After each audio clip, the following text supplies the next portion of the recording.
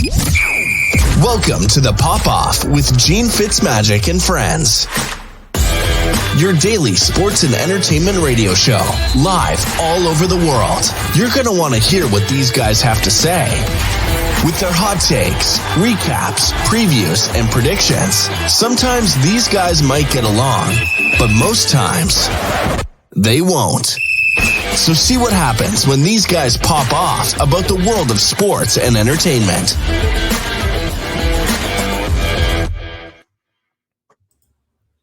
Hello, everybody. Welcome to the Pop-Off. It's our Halloween edition. I guess as Halloween as it gets. And got some big sporting news. A big trade just happened in the NBA, so we'll talk about that. Even though it's the NFL trade deadline, a big NFL NBA trade. But first, I gotta tell you, Nigel, I'm loving that hat. Yeah, baby! Shout out to Hat Club. I'm in no way affiliated to them, but I did purchase this hat a while ago, and this is from their fun fashion line. And I was like, I haven't worn it yet, and it's so like kind of bananas. Like, check it out. So you got the Arizona D-backs, like, you know, you have the snake there.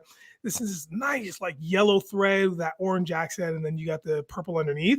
This is a ridiculously like hot purple, you know, kind of visor, and then you have the gray undervisor. You got the nice tone-on-tone New Era flag, and then look at this side patch. Look at that, though. Like this. Well, now I don't like that hat anymore. They beat my Yankees that year. You got it, man. That's why I saved it till like last. You know what I mean? And then the Batterman, he's got the purple and he's got the orange in there, so that two-tone. And it's just such a weird looking hat. And I was like, this is probably a good flex for not only tis the season of Halloween. If you celebrate, great. If you don't, that's great too. I'm actually in the bottom half of that.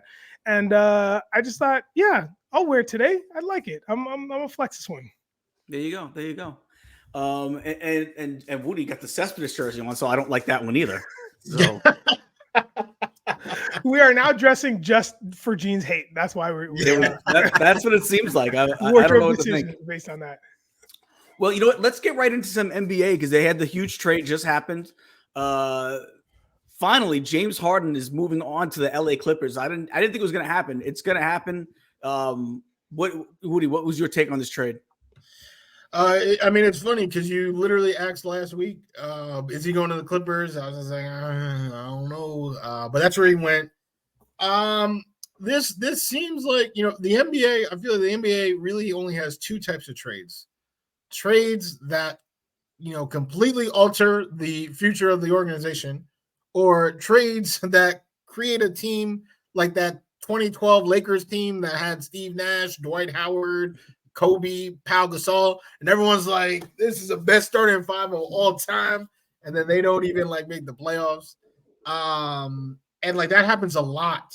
The most recent one that comes to mind is the Nets team, actually, that had Kyrie, Harden, KD, LaMarcus Aldridge, and somebody else who I'm not remembering right now. It could have been Blake Griffin. I know he was on that team. Griffin was on that team, yeah. And everyone was like, oh, the league better watch out. And they got eliminated the first round. So that does happen a lot now. And are the Clippers the former or the latter? I got to say, you know, all four of these pieces, I love them individually, you know, all Hall of Fame level talents. I don't know if Paul George's resume is going to bring him there, but the other three definitely, you know, first ballot.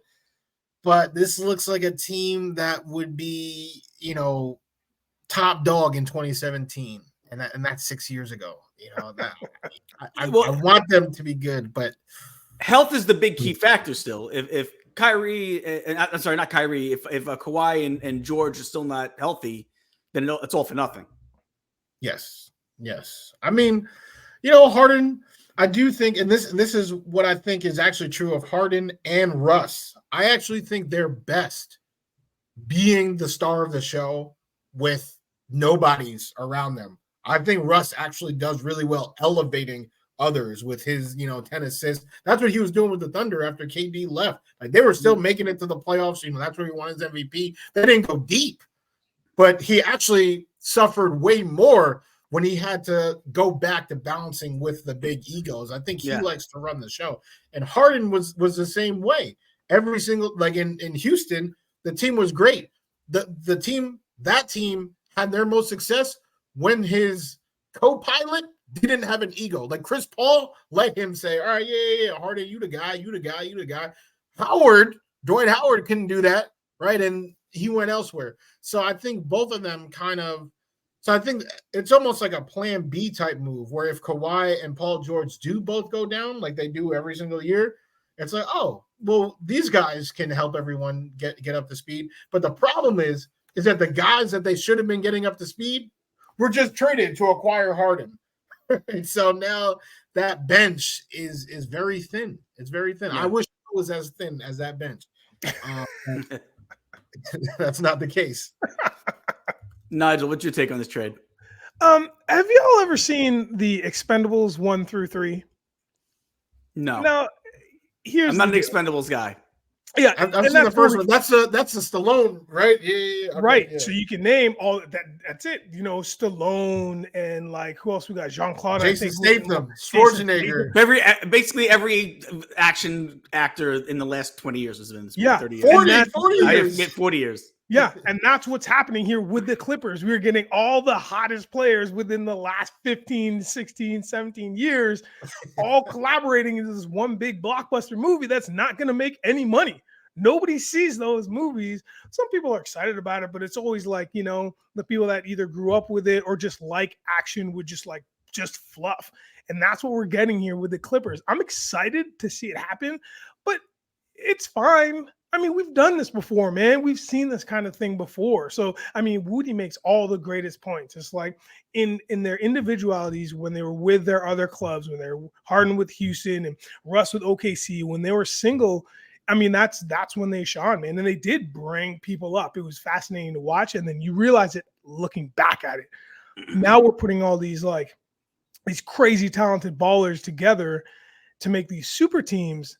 And honestly, man, like, you know, 1 out of 3 or like 2 out of 7 of them actually do something and it translates. It's not very often that it's translated. I mean, the last time we saw like this type of super team, like with the trio in the Miami Heat when they were winning back-to-backs, like that's when it actually really worked with like some real studs. But now it just kind of seems like it's all NBA 2K, you know, we're just watching these trades happen. Yeah. And then it just kind of peters out, man. This definitely has a bigger impact on the 2K community than it does on the NBA community. Yeah, absolutely. People can't wait for those updates. They're like, yeah, wait for the update so Harden goes over. You know, I don't know. So we'll see how it goes. Who would you say won the trade? The Sixers. I like the pieces they got back, Covington and whatnot, and Morris and the trades. Like if they do have to get rid of Embiid. Like they just got like 4 first rounders from this pick. I mean, from this one trade. And then if they have to, you know, trade Embiid, they got a whole bunch. But this is also something that's going to help with Embiid. You know, if he's still trying to trust the process all these years later, you know, a new process is rebuilding because they have 4 picks now. Yeah. In addition to the guys like Covington and Batum, you know, they pretty much actually have very similar skill sets, but those are useful guys to have if you're trying to get a new, especially to Nigel's point last week, Nick Nurse, the defensive identity. Those are 2 very talented 3-and-D type guys. Mm-hmm. For sure. So we'll see how it goes. But all right, so let's turn our attention to some NFL. Guys, what's going on with the 49ers, man? 3 in a row. They've now lost 3 in a row. Purdy looks very regular now. What's going on? Well, I want to take this just because I owe my friend Nigel an apology. Thank you. Apology because when we talked about the Niners and the Eagles losing their undefeated streak in the same week, Gene and I said, "Oh, this is way worse for the Eagles, way worse." And I, you know, in a vacuum, I still think like the Eagles fans should have been more shocked, like, you know, lost to the Jets like that. Whereas the Niners, you know, they missed a field goal. Like they could have won, they missed a field goal. But Nigel didn't even bring that up. He was talking about the injuries, what it does to the locker room, and how they have to recalibrate moving forward. That was his point, and that is exactly what we've seen play out. Trent Williams is not back. Deebo Samuel is not back. CMC is still doing the same old things that he's doing. I mean, he is now extending the NFL record for consecutive games with a touchdown, but the team is not whole, and Brock Purdy is not that dude. I don't think he's ever been that dude, but you put someone, you give him all the Infinity Stones, and boom, look at what happens. Now we're missing some stones. And, like Gene said, Purdy's looking regular. So I apologize. I cannot do it on behalf of myself and Gene. We'll let Gene, add his 2 cents. But I would apologize for my reaction to your brilliant points that have played out to a T the last 3 weeks. I'm not going to apologize. You give me more New York if you even try, right? Listen, no, look, I know a lot of people kind of coming down on the defense of the 49ers. And listen, it's kind of like with the Jets are able to pull off these wins because their defense gets them so many extra opportunities. And that's what's happening. Purdy's giving extra opportunities to the other offense, which is going to hurt their own defense. Yes. So that's why I don't totally put this on their defense, because they're on the field a lot more now because of it, because of some of the mistakes that the kid has made. So I think we're starting to see how he is if he doesn't have his full, like you said, the Infinity Stones. If he doesn't have that full roster, where some quarterbacks are great enough to still like make it happen. He's just not that dude. He's just not.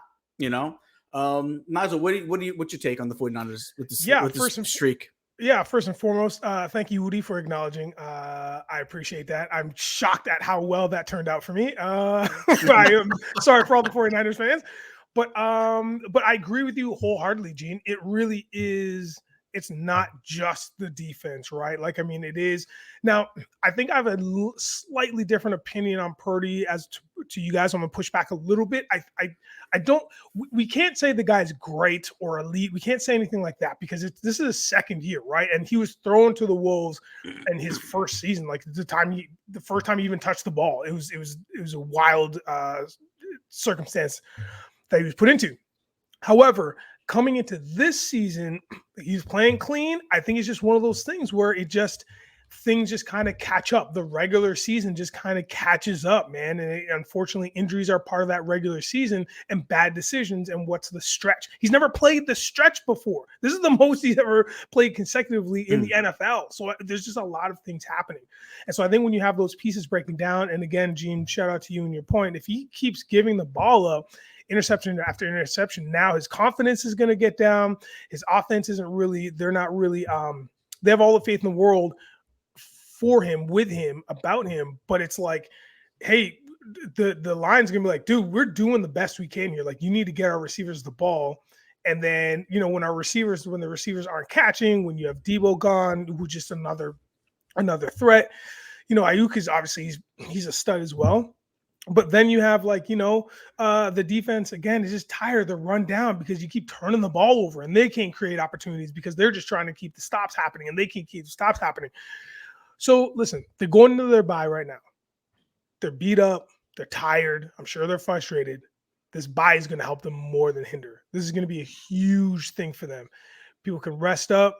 They can get all those injuries sorted out. They can come back with a new mindset, knowing the past is the past, and fire on all cylinders and get the job done. So I think this is a good thing for them to have this bye at this particular moment because they were in shambles. Another week right after those losses, this could have been bad. Do we think they bounce back, or is this now Seattle's division to lose? I would not say that. I would not say it's Seattle's division to lose. We already know. We've seen what the 49ers can do. So I'm going to have to say that they are still in the driver's seat.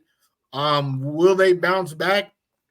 One of my best friends on the planet is a diehard 49ers fan, and he was ecstatic in the middle of the week when it was reported that Purdy self-reported a concussion and that Sam Darnold was going to be his starter. He was excited to see Sam Darnold do things that he doesn't think Purdy can physically do with the football. So perhaps that's what happens. I mean, if Purdy continues on this path, I mean, the Bengals, he literally threw 2 consecutive back-to-back throws were interceptions, to Gene's point of keeping the defense on the field. If Purdy cannot step up, I mean, we've already seen that Darnold has had good games with the worst offensive coaches in the league, right? None of his offensive coaches exist in the NFL. And he has never had an O-line that was better than the bottom 3 in the league, right? They might not have Trent Williams right now, but they're still top 10. So maybe that's a change. That's the kick that, gets them back on course. I agree. Sam Darnold is the answer. I agree. I'm not gonna lie, man. When I saw that Sam Darnold wasn't playing, I'm like, they did that on purpose to sabotage my pick. I thought they rushed it too soon. I thought they should have gave Darnold a chance this week. I could just, as soon as the headline comes out, as soon as the news comes out, I can just see Gene just on his phone. He's like, yes, I told y'all. God damn, yes. Just by himself, though. Nobody's home. It's just him. The cats are freaking out, and it's just him. It's like, yeah. Like Frank the Tank is punching the shit. Listen, if Purdy keeps doing what he's doing, Sam might get a chance. They cannot throw away this season. They need, the window is now. Yeah. So if Purdy is not getting the job done. Yeah. Sam, I am. There we go. Green eggs and ham. And what about these Ravens, man? These Ravens are on such a roll right now. Are they for real? Would you say that they're the best team in the AFC? Would anybody agree with that? I don't know, man. I don't know about the best team. Look, but I'm trying my best to not come with some bias here. Obviously, there's going to be a little tinge of it. It'll sprinkle. I know that's the team that you probably hate the most. Can't stand, but I do like a good comeback story, man. And I do like a team that can figure it out and get their stuff together when they have to and when they need to. So it doesn't matter who they are. And right now, the Ravens are that team. Like, they really the whole AFC North stumbled out the blocks. Like, every one of them was like, it was a weird thing. By week 3, nobody knew what was happening in the AFC North. So, but now, they're 6-2, man, and they look good when they do it. Now, albeit their defense isn't as good as it used to be or traditionally, because they're giving up a lot of points, but they just happen to score more points than other teams, right? They're not blowing teams out. And that's all you have to do. If Jackson can still he's had some real stinkers, but if he can still be mobile and get those first downs and keep the ball moving, they might be number 2, 3 in the AFC. What do you think, Woody? They definitely have the potential to be number 1. And, when you look at it, right, we always talk about things on paper, right? Things on paper, how people look on paper. Or how teams look on paper. And they, like Nigel's point, the entire AFC North, I don't know if they checked the paper before they went out on the field, because none of them were really playing to the predictions, like literally not one. And I don't know if the Ravens even are doing that yet, but what they have always been is a well-coached unit of guys that have talent on both sides of the ball. And as long as you have that, you're in you have a chance to win any game. And I think Lamar is quietly having a season that is going unnoticed. Like, he's 3rd in the NFL in completion percentage, right? And people always criticize Lamar. He's a running back. He is not the ilk of Justin Fields. Like, he can actually throw a football, even with the drops. We've seen his accuracy. We've seen his arm. His receiving core still isn't, what a lot of these other, elite QBs have. You go down the list, right? I'm not putting Zay Flowers in the same class as Jamar Chase or A.J. Brown or Tyreek Hill. I'm not even putting him in the same class as, I don't even know, Charlie Brown. He's got a ways to go. But that's Lamar's wide receiver 1. We already know Dobbins was hurt early, right? Achilles week 1. So they're doing a lot with what they have. Mm-hmm. Well-coached team. They could be number one. Am I saying they're the team to beat? No, I'm not going to go that far. But they could. They could definitely rev it up and keep progressing if they let this roll run. Is he in MVP talks? Yes, I would put him in there. He's top 5. Who's that? Lamar? Yeah. Yeah, I think he's bottom of the top 5. Yeah, but I think he's quickly, and I think Woody said it, like he's sneakily just done the work and got the numbers. So I think he's in the conversation, at the bottom of the conversation, but he's there for sure. All right, good. All right, let's move on to Will Levis. Had his biggest time on TV since the draft with his girlfriend. I was surprised. I didn't like him coming out of the draft. I thought he was going to be. I just didn't think he had. There's something about him. Some of the plays that he made in college, I thought he just wasn't that good.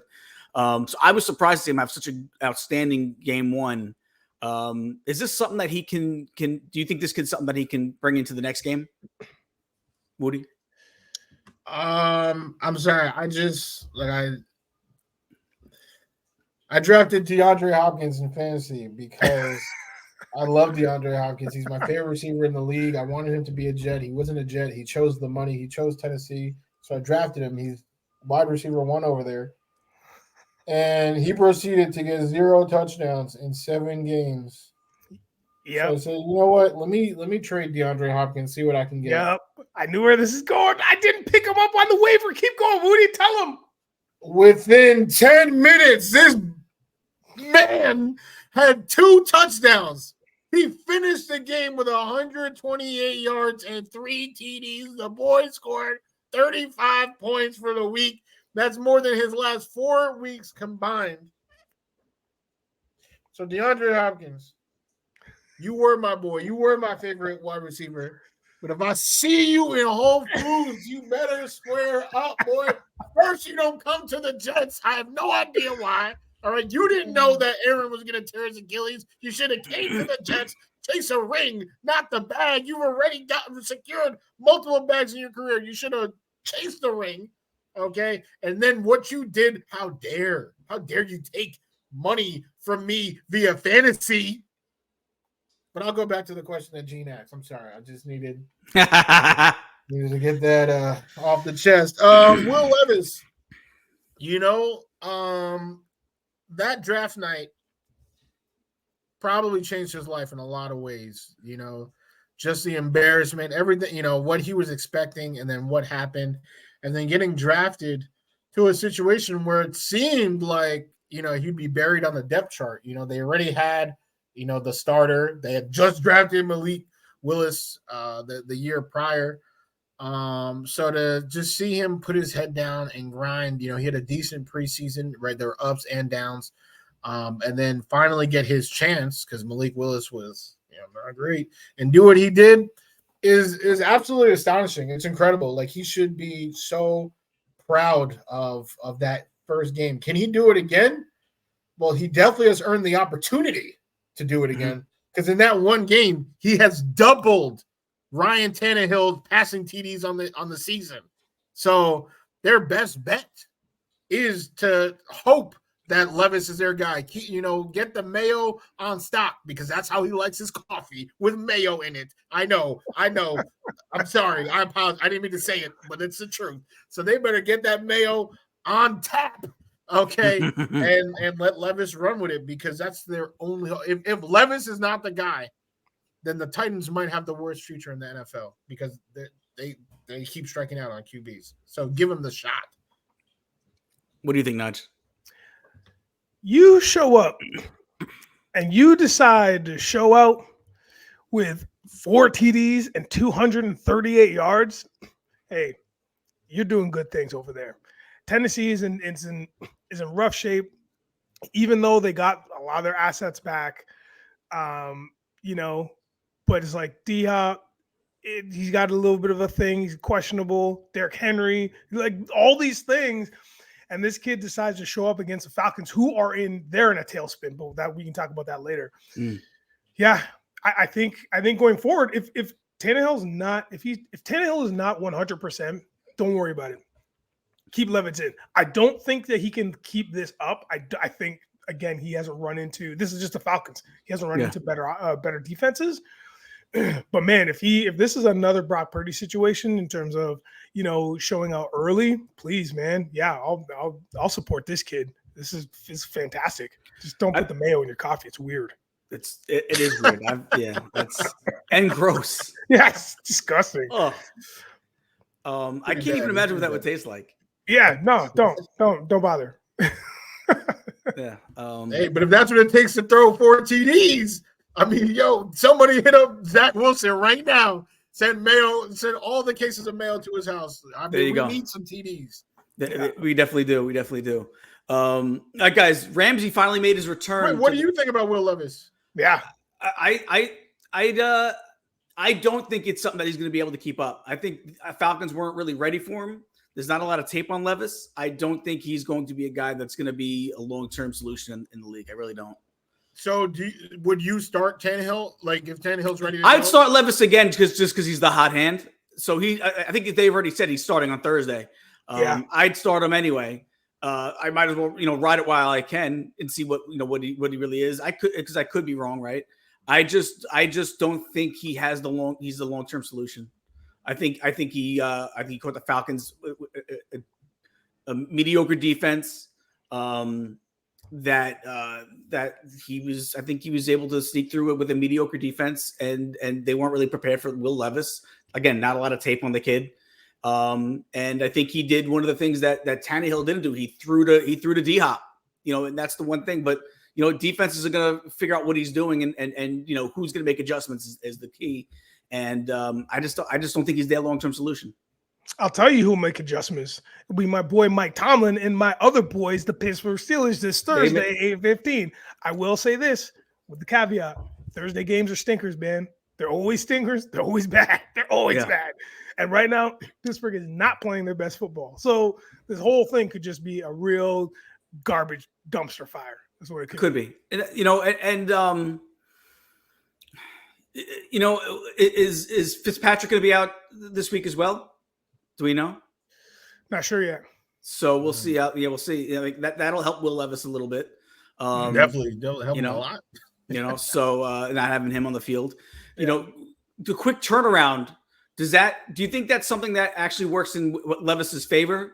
Just being able to not even dwell on it, just get right back into a game. Do you think that's exactly what you just said. Like he's not overthinking. It's just like, hey, that was a great game. Hop probably texted him like, yo, good job, my boy. And like now, 3 days later, they're back out there. Yeah, I think that helps. That helps a lot. Yeah. So what's going to hurt a lot is TJ Watt putting him horizontal on the field, but.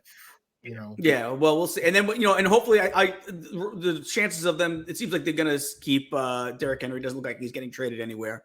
Yeah. Which, having that swirling around the team can't be good either, because there's been rumors about that since opening day. So, but I don't think he's going anywhere. They have a shot still. They really don't, but, I think on paper, like that, they might think they do. So,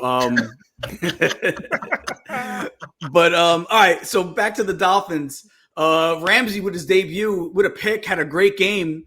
How important is he to this Dolphin team? I mean, it's super. It seems like anybody who now goes to the Dolphins is super important. It just feels like not only are they filling holes in terms of where the Dolphins need it, but these are all pros, man. They're getting all these players that you're like, how is this happening? How are they possibly funding this machine? And it's like, it's so exciting to watch again. I'm not like a Dolphins fan. And like I just told you guys before, I love a good story. And this is an amazing story. So this Ramsey going over there, yeah, man, it just, if anything, it's just going to help with the ego. It's just going to help with the speed and the determination. The Dolphins want it now. They want that ring now. And it may happen in the next 1 or 2 seasons if it doesn't happen this season. Woody? Well, Nigel just was talking about the Raven. Like when you were talking about the Ravens and how, it pains you, that's like your least favorite team. That is the exact scenario that I'm in right now. There was no team that I dislike more than the Dolphins. But they did the right things. They've done the right things. They've been put on this path since the 2021 draft when they traded that 3rd overall pick. That has put them on this course. I wish the Jets traded the 2nd overall pick. They could have still been on that course, but instead we watch Zach Wilson every week. But Jalen Ramsey, is he a big piece? What does he do to the organization? First of all, he's pretty good. He's pretty good. He's not as good as the media, right? He's no longer, in my personal opinion, he's no longer number 1 or like top 5. Like he's not. I'm taking Pastor 10. There's a few people I'm taking over Jalen Ramsey, no problem. But that mind, that mentality, he is like the perfect person for that locker room to bring everybody up. That is a type, and that's something, our boy Caleb's not here, but that's something he always talks about is between the lines, how people feel, right? That the power of human will. And Jalen Ramsey is one of those A-type dogs, right? A Tom Brady-esque, like, hey, I'm going to work harder than you. They're not better than us. I know the X's and O's, and every single person takes notice. So I think his presence is huge to the Dolphins. And while their defense has struggled this season, I think he is going to be the catalyst of it turning around, which sucks because, I hate them. But great for them. I listen. He came in, like he didn't even miss a beat, right? Like he didn't just come off an injury. I feel like this could give them a lot more substance on defense. The defense has been a little shaky for the Dolphins. I fear that this could make them that much more tougher on defense. I mean, he's better than I thought. You expect him to do, coming off an injury, not that great of a season last year. I'm thinking, that's just more fluff than anything else when they signed him, right? When they got him over there. But he had I think that's that's what he did on Sunday is contagious, right? Like I think it helps the rest of that defensive backfield, that rest of the defensive team kind of feed off that. And I think that's going to be something that's going to springboard this defense a little bit and get them a little bit, have a little bit more of a solid, go at it. You know what I mean? It scares me a little bit as a Jet fan because I thought that was at least one spot. Well, because you know what? I wasn't really fearing the Dolphins defense much. I was trying to tell you all offseason, Gene. I was telling you about this team. I was telling you about the offense. I was telling you about the defense. He was like, well, if you remember, my preseason prediction was that they were going to be the team to beat after the Jets because of Ramsey. And then when he got hurt, I said, you know what? I'm taking that down and putting the Bills ahead of them now. Still the Jets in first, but I had the Bills and the Dolphins switching spots after the injury. Because I just didn't expect him to bounce back. As I thought it'd be one of when he comes back, he's going to take a few weeks. And the next thing you know, it's the second half of the season. I didn't expect him to come back in such great form as he did. Well, he did also face Mac Jones, the turnover king. So I'm not sure, exactly what form he's in. Like I do not think he is the same player he was. I know, he had the great game, but again, Mac Jones has been throwing pick sixes. Like my toddler throws temper tantrums. Everybody gets it. Everybody gets one. So I don't know where Ramsey's at, but I do think he will raise the play of that defense because it hasn't been great so far. No, and I'm not saying it will be great, but I think they might creep into that top 12, defense in the league, which sucks when their offense is top 2. So dynamic. Yeah, that's all they need to be, that defense. Yeah. You know what I mean? So I was hoping that Caleb was going to be here to talk this next topic, Dallas Philly, but he's not here. So let's do him some justice. We got Dallas Philly coming up this week. Huge game, maybe the biggest game of the week. What's our take on this game, Nige? Woo-wee. This one's going to be fun, man. I think what this one comes down to for me is who is the least? There's two factors. One, who's the least banged up? So there's a couple questionables for Philly on the defensive side, the DB and I think defensive lineman, and then on the Dallas side you have a left tackle, right? So Tyron Smith may or may not play. Who knows? Questionable right now. And the left side is a big deal. But the second thing for me, the game is in Philadelphia, which I think is a huge issue for Dak. I just don't. He's not great at all, but he's just not great when it's a big game away from home at a rival stadium, outdoors. Like there's just, for me, it's just a lot of factors. Let alone, I haven't even talked about the offense or the defense on either team. So I think this is going to be a Philly W, man. I don't think it's going to be easy. I think the first half will be this weird struggle. This is an afternoon game, I think, for the 4:15. So I think it's going to be a weird struggle, but I think, it'll go either way, which is the struggle will either be in the first half or the second half. And then the score, I think Philly will end up winning, 27, 14 or 27. I think it'll be one of those, but there's going to be a snooze fest in one of those halves where you're just going to be like, all right, this game is done. I see what you're saying. I think in the first half, I could see them. It's almost like they're feeling each other out for the first quarter and a half.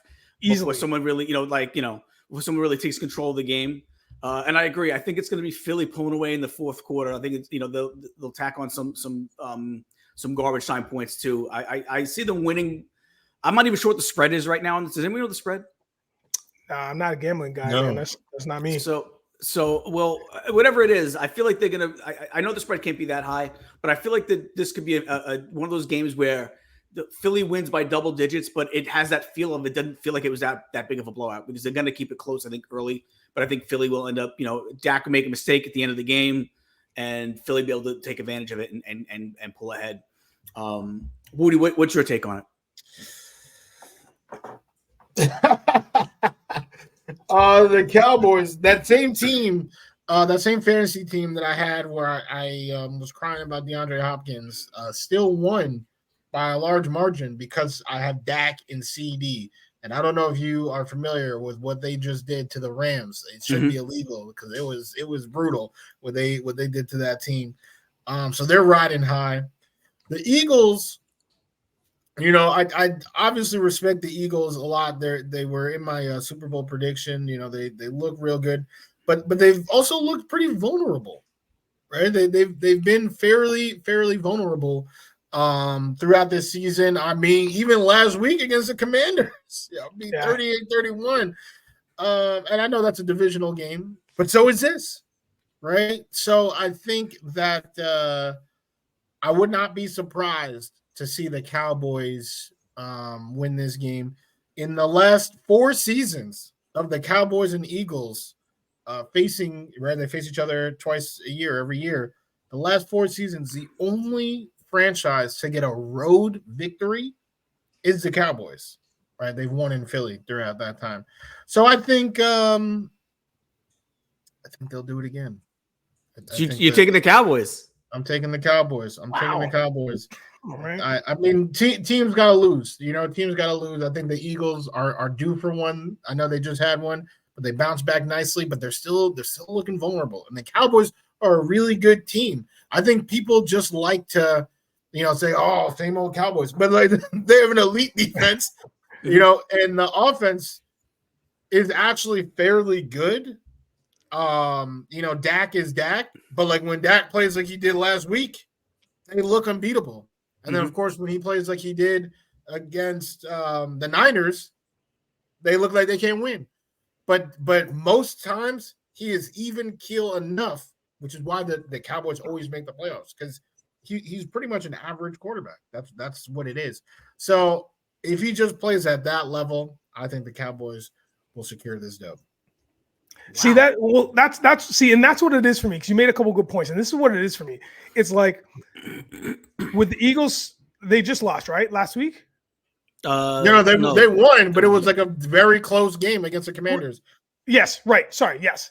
So coming off a game like that against the Commanders, then they're coming home and then they're playing a division rival. They're playing in Philly. For me, that elevates whatever they have because they know it's the Cowboys. But to your point, Dak just needs to be a serviceable quarterback. He just needs to just do the bare minimum, and the defense needs to be jacked up because it is a rivalry.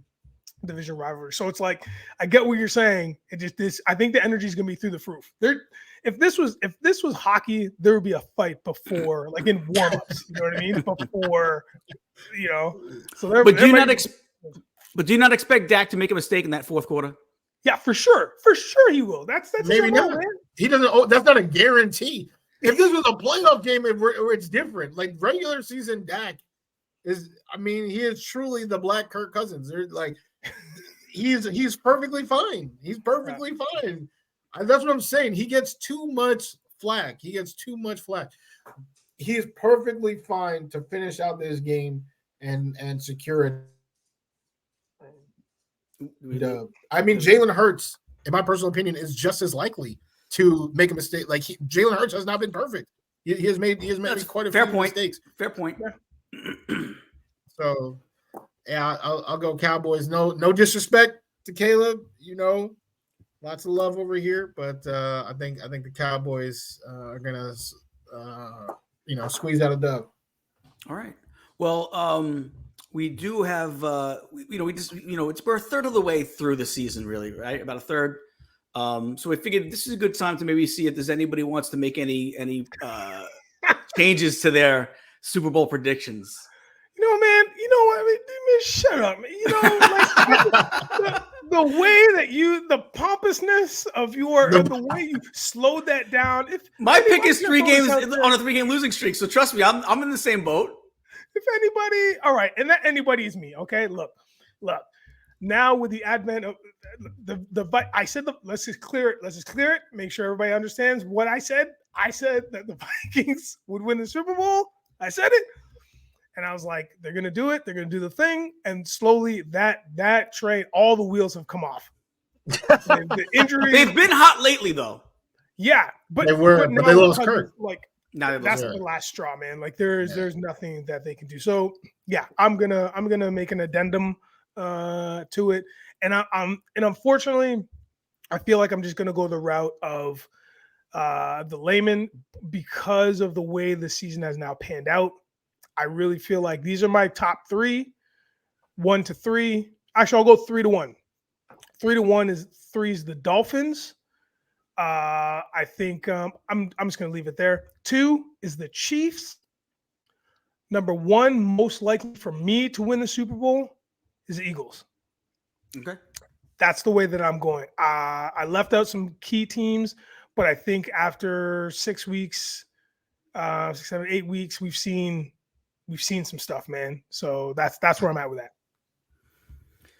Woody, did you want to change yours at all?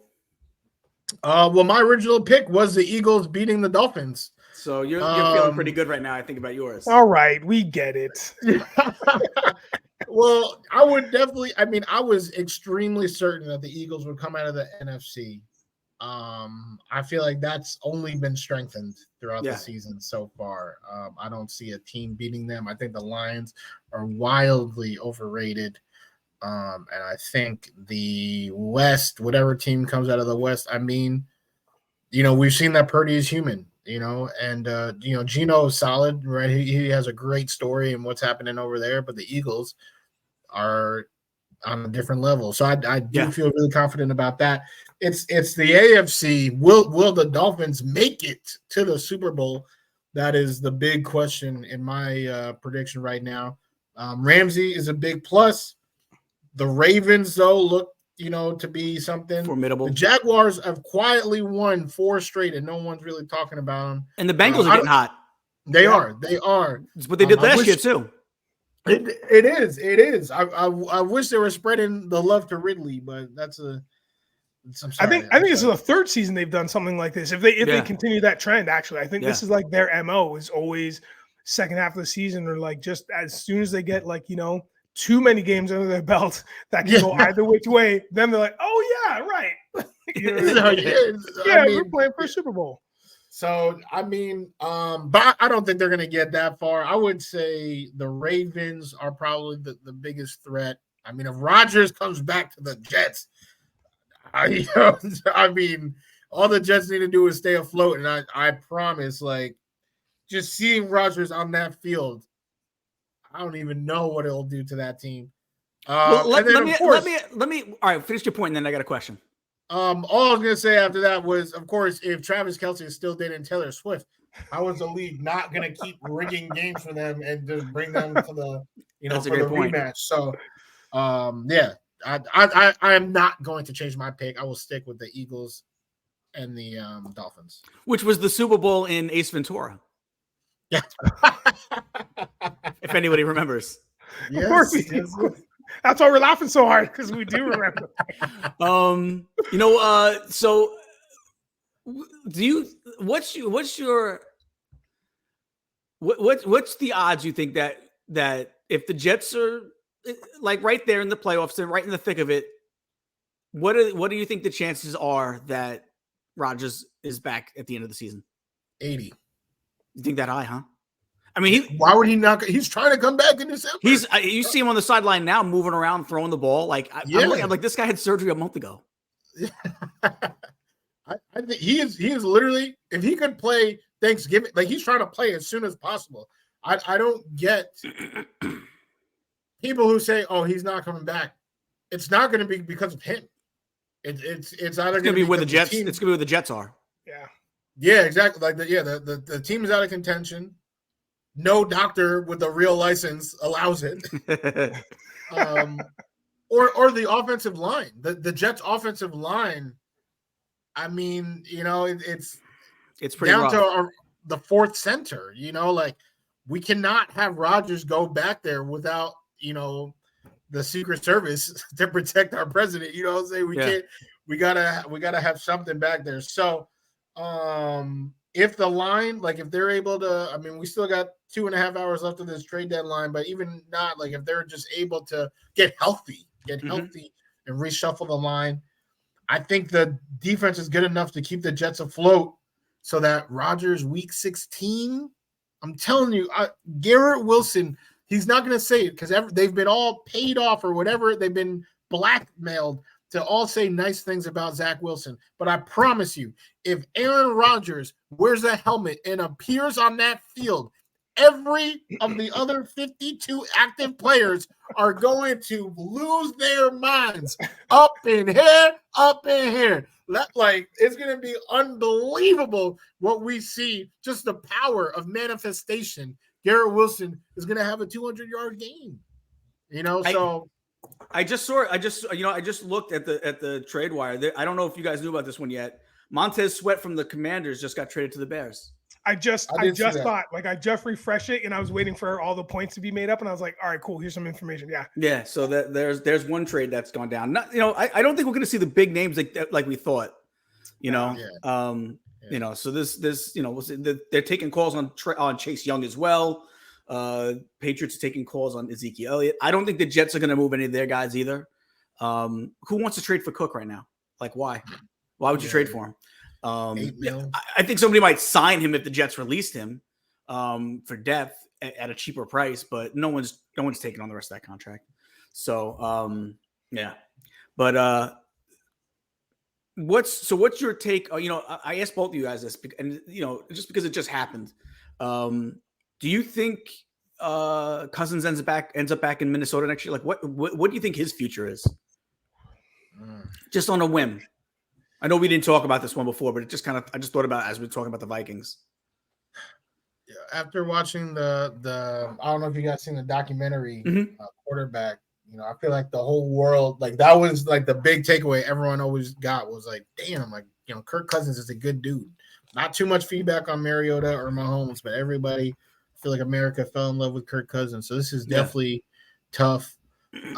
As an organization, like if you do the assumed, plummet, right, without your quarterback, without Justin Jefferson, all that, they're going to have a top pick. This draft is just full of QBs. You would have to think that they sign one of them. I personally think if Cousins is able to sign if you're able to get him on a discount, that's probably your best bet. Is to still sign Kirk Cousins for like 2 years and have because he's like, you want your young QB to attack the game the way that Kirk Cousins mentally prepares for a game.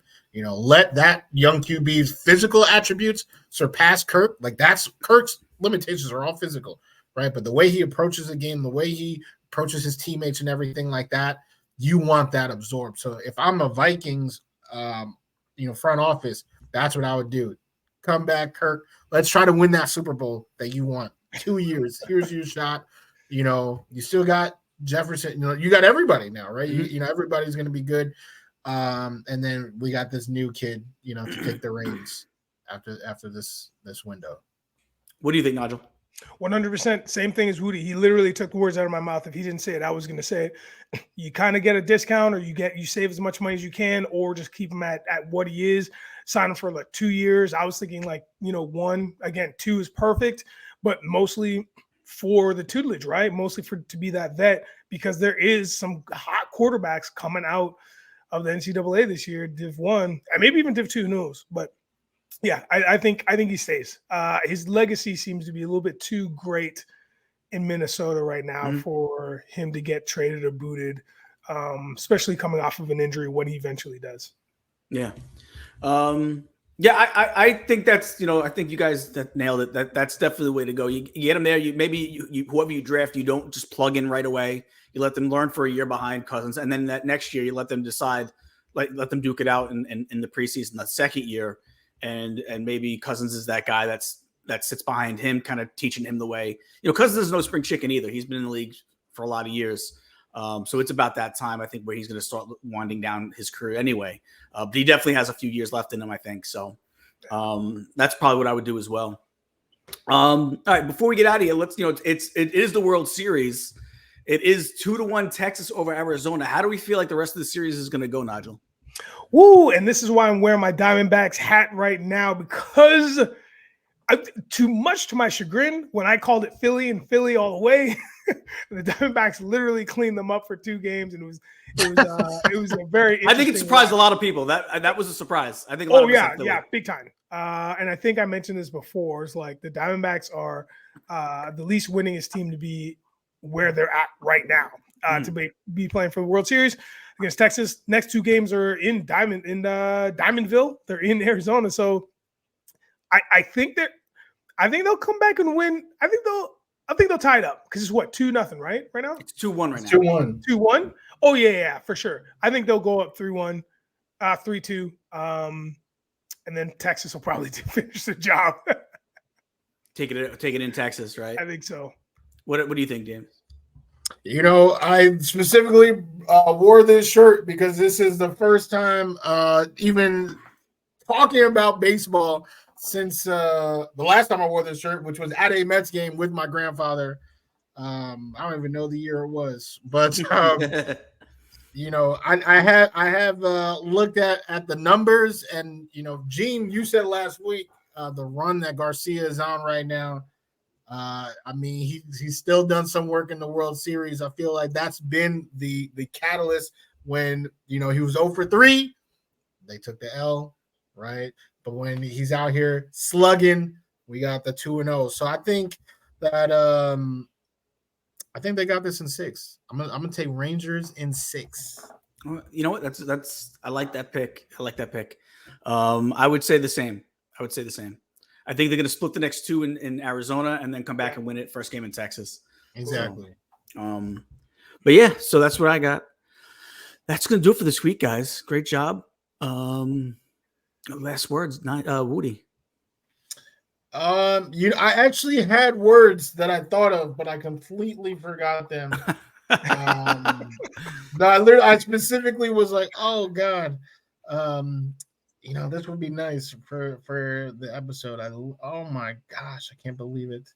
But anyway, so I guess I got nothing now. I'm blanking. I really got to start writing these down. That's what I'll do. Hey, for those memory challenged individuals out there, just like your boy Rudy, a pen could end up being your best friend. Write stuff down. There you go. There you go. Nige, what's your last words of the day? Ooh, man, it is starting to get blustery and cold out here. You know, if you're trick-or-treating tonight, or, you know, if you're out with the family or the kids, please bundle up. Make sure you got all the safety lights and things that you need so people can see you. And listen, man, there's no need for me to buy a hat today because it's on its way. It's on its way. Guys, with that, man, have a great today, a better tomorrow. We will see you next week. That's the pop off for today, folks. Thank you to all of our listeners, as well as our producers, Patty Puddles and Fareed Kameo. And make sure you tune in tomorrow to hear what these hooligans will pop off about next.